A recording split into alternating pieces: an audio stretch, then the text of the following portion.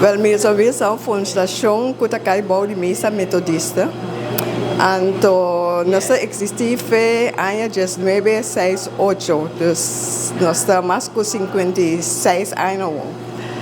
Então, nós estamos dando comida na comunidade, dus dois dias para semana, nós temos comida caliente. A comida está totalmente free, não tem que pagar nada.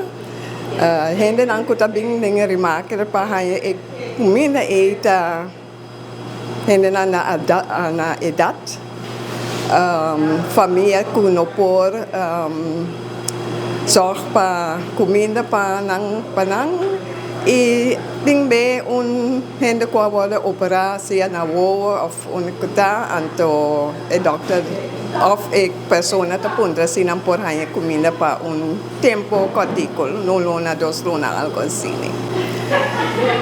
Então, esta fundação non-profit, dus nossa opera solamente arriba donação de tienda de supermercado de diferentes organizações aqui na Aruba. Então, toda gente está voluntário, não gente está pagar. E agora, a gente bem puntra, se não por hanya comida, nós está com a situação de a pessoa tá. Se está uma pessoa young, nós sabemos não vai social sacan, para não vai não ante social na saca tá contact nós anteriores nós se a pessoa em verdade precisa de ajuda, se ou não.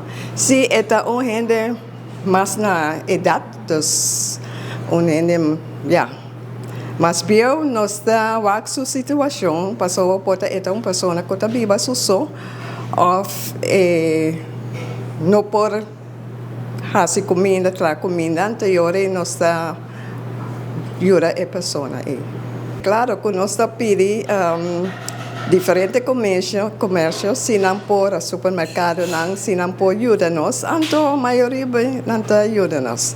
E nós temos ajuda também de service clubs, na maneira Rotary, Lions Club, Women's Club.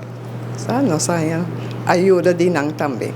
E a donação de membros de misa. Agora nós temos mais ou menos 87, 88 pessoas que estão comida agora aqui. Lo qual está basta. Hope. 2 vezes por semana nós sabemos que não faz trempão, então nós tudo coisa fresco preparar.